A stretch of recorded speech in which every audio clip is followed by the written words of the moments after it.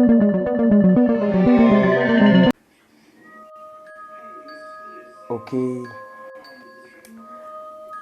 scary freaky again, long time. You see, so this one's from Horror Shows Party.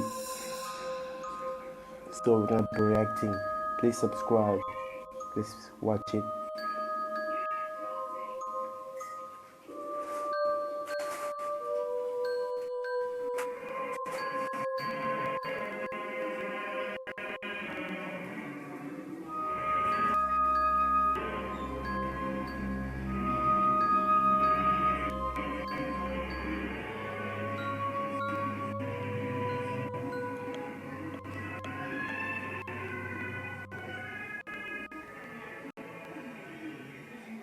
On Halloween night, 1974, 8-year-old Timothy O'Brien went trick-or-treating with his sister, Elizabeth, and 2 other children in Pasadena, accompanied by Timothy's father, Ronald, and another parent.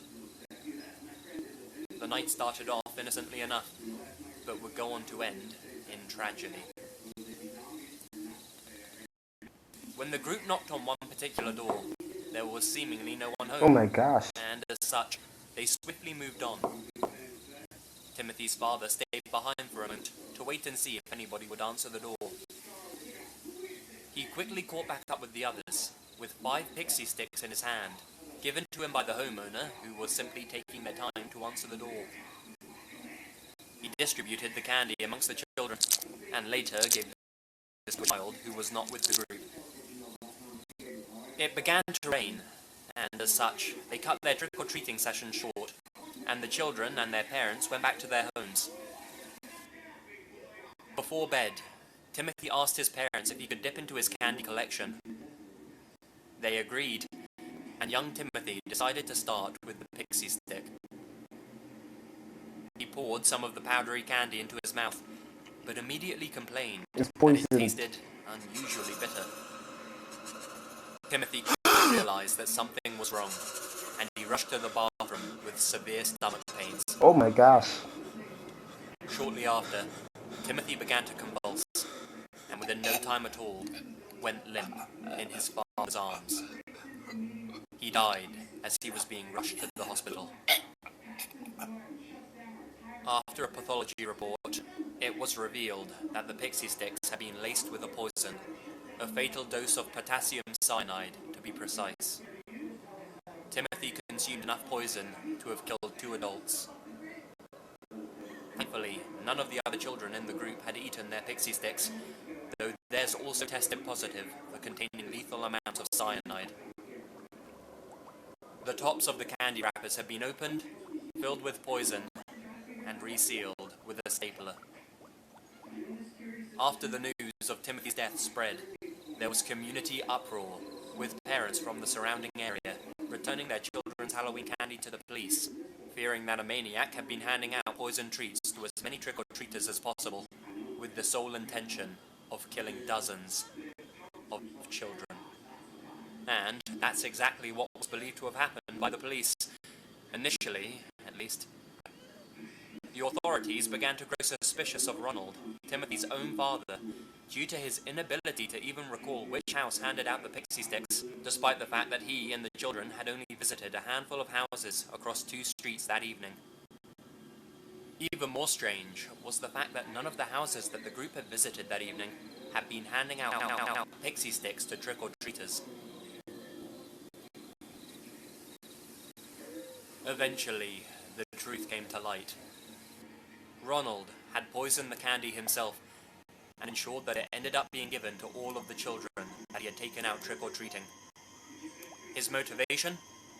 To collect on various life insurance policies that he had taken out on his son, and presumably his daughter, though it was stated she never ate her candy.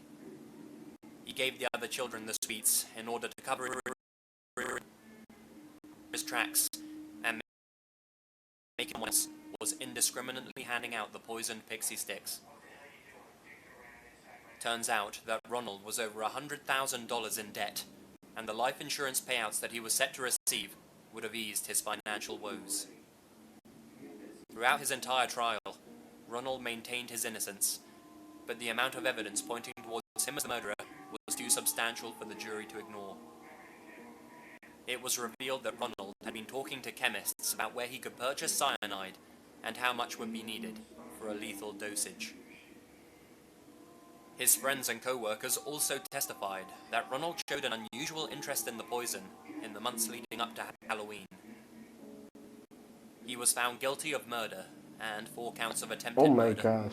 and was sentenced to death. While incarcerated, he was despised by his fellow inmates, who condemned him for murdering his own son. Ronald's execution took place on March 31st, 1984, just after midnight. A crowd of demonstrators gathered outside as he died, some even chanting, "Trick or treat." For his heinous crime, Ronald has become known as the man who killed Halloween.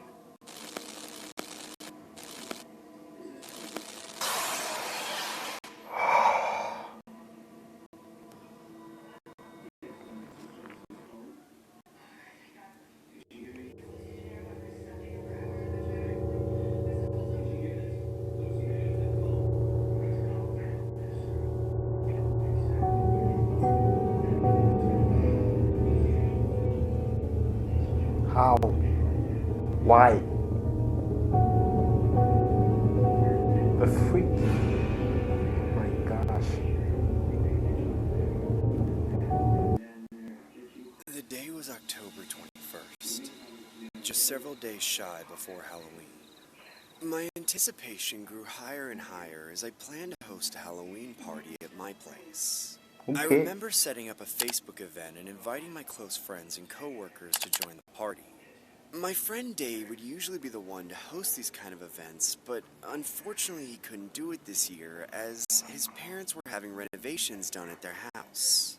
While setting up the event, I didn't take into consideration that my parents were extremely against Halloween festivities. They would always lecture me on why Halloween was a holiday only made for kids who wanted to go to hell and worship the devil. What made things more frustrating was how they kept the same beliefs until now, despite me being in my late teens. One night, I noticed my mom sitting in the living room watching TV. I began to approach her direction while trying to muster up any plausible excuse that would persuade her in the favor of my party idea. I casually hovered over her, saying, "Hey, Mom, just in case Dad didn't tell you today, I just wanted to say that you look very beautiful." What the hell do you want, George? What? You're not usually this nice, so spit it out, whatever you have to say. Can I invite my friends over for Halloween this Get year? the hell out of my face! I remember heading to my bedroom while pouting under my breath on how I was living such an unfair life. I sat in front of my computer and began sulking for the remainder of the night as I messaged the bad news to my friend Dave. As I embarrassingly addressed the issue, Dave responded back by suggesting that we purchase an Airbnb instead of hosting the party at someone's house. I thought it was a pretty smart idea, so we mutually agreed to get an Airbnb that was located somewhere more secluded and away from the suburban part of town. Feelings of excitement began exuberating throughout my body, as I couldn't help but feel exhilarated at the notion that I didn't have to deal with my parents' incompetence. Fast forward to October 31st, and it was officially Halloween. I began driving towards the Airbnb destination, Go back. more secluded and away from the suburban part of town. Feelings of excitement began exuberating throughout my body, Hold up, guys. as I couldn't help but feel exhilarated at the notion that I didn't have to deal with my parents' incompetence. Fast forward to Hold up, October guys. 31st, and it was official. Pennywise. You see there? Pennywise is always under the drain. But I'm 100% this is Pennywise, guys. Officially Halloween. What up, guys?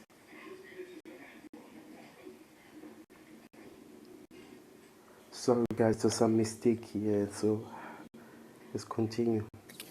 Just so I could prep before the guests arrived. As I got closer to the destination, I remember seeing a decent-sized house that looked a tad run down. It didn't look like there were any other houses around. just a lot of tall trees and a scent of pine cones in the air. Oh, I figured it would add to the spooky ambiance, considering this was Halloween. As I got inside, I immediately started setting up for the party while having a few glasses of alcohol on the side. A couple hours later, the sun was finally beginning to set, which meant that the guests were on their way to the party. I figured I'd dress as Georgie from the movie It, as my name was George, so pun intended. I knew it. For Dave, but unfortunately didn't get a response. I speculated that everyone was either unable to find the correct address or was just going to show up to this party fashionably late. That's when the living room TV begins to abruptly turn on. I then saw a bizarre message playing on the TV, as if it came straight out of the movie The Purge, saying, "This is not a test. This is your emergency broadcast system announcing the commencement of the annual purge sanctioned by the US government. Weapons of Class 4 and lower have been authorized for use during the purge. All other weapons are restricted." What the hell is going on? I turn the TV off and immediately hear a knock coming from the front door. Don't I open it. opened the door and saw some kids shout, "Trick or treat!" Chucky? Sorry guys, no candy here today. You suck, and wearing a raincoat isn't a costume, cheapskate. I'm dressed as Georgie, you idiot! I slammed the door shut and began to hand Chucky? down another drink. That's when I heard another knock at the door. Go away. Go away. Go away. Go away! I'm not handing out any candy, you stupid kids! I angrily approached the door and looked through the peephole, only to see a group of people wearing purge masks while holding machetes. At first glance, I thought it was the guests from the party, but then I heard one of the guys say, "Maybe we can go through the backyard and take him out there." My heart began to submerge into my stomach. I turned off all the house lights and simultaneously darted across the living room to make sure that the backyard sliding door was locked. As I secured the lock handle, one of the purgers slammed his hand on the glass door right on. "Open the door, Georgie! Leave me alone or I'm calling the cops!" That's when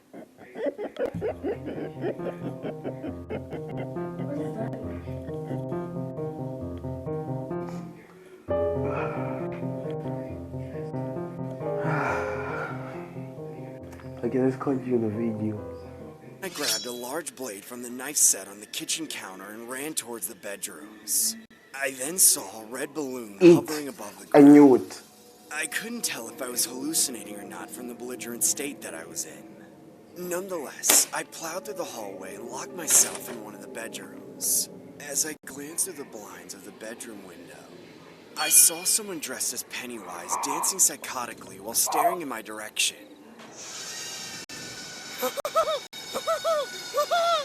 I heard nothing but the sound of my heart throbbing vigorously through my chest cavity. That's when I hear the closet door open behind me. I couldn't move a single muscle as I was honestly petrified to turn around. I then felt a soft tap on my shoulder with someone saying, "Hi, Georgie." Ah! How the hell did you get in here? You want a balloon, Georgie? What? Here. Take it. Take it. Get away from me, clown! You'll float too. You'll float too. You'll float too. You'll float too! That's when the clown's mouth abnormally opens wide and begins to swallow my entire head. I felt like my life was slowly diminishing. Through my drunken haze, I dug the kitchen blade into the stomach of the clown despite not being able to see a thing. I could feel the hand that was digging at the clown's stomach become wet from the blood being shed everywhere. I then opened my eyes and realized that the mouth that was supposedly swallowing my head was none other than a brown paper bag being held by my friend Dave. Happy Halloween!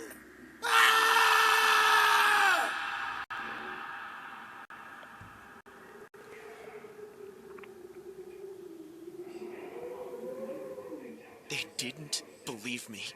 They thought I'd snapped. They even found it funny. I bet they regret that now. We've all been given plenty of time to think about it. There was nothing in the air that night that suggested things would turn. It was a night of trick-or-treating, just like any other. I had my two friends with me, Steve and Jim. We were rocking our usual low-effort costumes, but early on, we had the idea to split up and hit houses by ourselves, thinking we'd score pity points and more candy by being on our own. We ran off into separate directions and got to it. It was actually working pretty well. I was getting way more from each house than a kid my age would usually get, but I wasn't alone for long. I saw a random kid standing in the middle of the street, not moving, just staring up at a street lamp. He didn't even have a costume. "Hey kid," I called out to him, but he didn't move. So I walked up and clapped my hands on his shoulder. "Hey man." He didn't startle at all, just slowly craned back his neck and flashed me a very disarming smile. "Hey there, buddy. What are you doing on Halloween without a costume, boss?" He finally turned around and shrugged. "Ah, this is just how I roll every Halloween. Costumes aren't necessary if you've got charm." That innocent smile again. "Well, you're not going to get anything if you just stand out in the middle of the street." "Are you sure about that?" Yeah, pretty sure. Hey, you know what? We're both by ourselves, so why don't we hit some houses together?" "That sounds great, buddy. Let's go." "Hey, wait up. At least tell me your name first." "I'm Sean." He stopped for a moment and looked over his shoulder. "Nice to meet you, Sean. Call me Crane." "Sure thing, Crane." Then we were off. That Crane was a real interesting character. He taught me how to use his charm to get way more candy. "All you need is a genuine smile," he'd say. From that point on, I was raking in the goods like never before. But the strangest thing was, he never took any candy for himself. Nobody even offered any to him. And every time I tried to give him some of mine, he'd decline. "No thanks, Sean. I'm diabetic," he'd say. He was a cool guy for sure, but I was pretty confused as to what he was doing out on Halloween night if he was unable to eat candy as he claimed. But I wasn't going to ask. That seemed too judgmental. After a while, I decided to introduce Crane to my friends and see if they would welcome him into our group. I sent them a selfie of the two of us with the caption, "Met this cool guy Crane." I thought it was weird that they both screenshotted the picture. It wasn't funny or anything, but I just shrugged and took Crane to where my friends said to meet. When I got there, Jim and Steve were nowhere to be found. "Where are these friends of yours, Sean?" "I don't know. They should be around here somewhere. Maybe they're late." "Okay." Crane seemed a little concerned, so I tried to cheer him up. I clapped him on the shoulder again and gave him a reassuring shake. "Don't worry, man. These guys are really cool. They'll like you. We'll all get along really well. Hey, while we're waiting, try and think of some cool things to tell them about yourself, you know?" "Sure thing, buddy."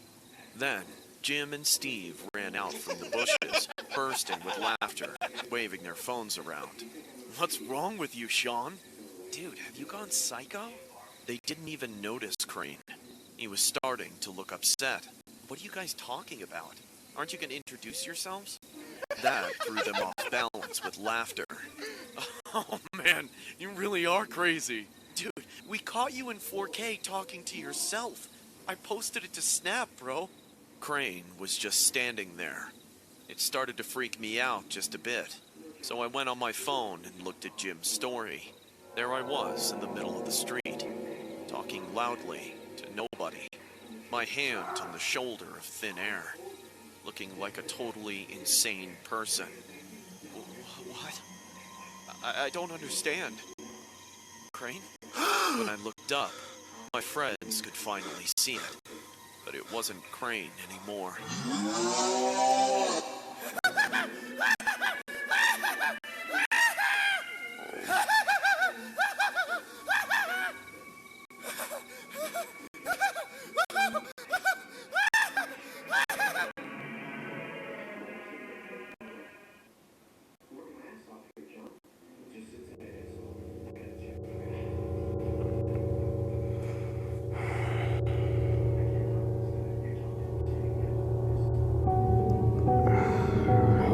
That was stressful.